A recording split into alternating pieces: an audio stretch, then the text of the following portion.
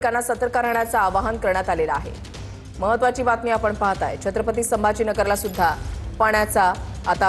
पावसाच्या पाण्याचा फटका बसल्याचं पाहायला मिळतंय। दत्ता कनवटे आमचे प्रतिनिधी आमच्या सोबत आहेत। अधिक माहिती जाणून घेणार आहोत। थेट जाऊया दत्ता यांच्याकडे। दत्ता, नक्कीच वृषाली, छत्रपती संभाजीनगर जिल्ह्यातल्या जायकवाडी धरणातून तब्बल 2,30,000 क्युसेक्सने पाण्याचा विसर्ग सुरू केल्यानंतर आता पैठण शहरामध्ये पाणी घुसायला सुरुवात झालेली आहे। आपण बघू शकता की हे सगळीकडे शहरामध्ये पाणी घुसल्याचं आपल्याला पाहायला मिळत आहे।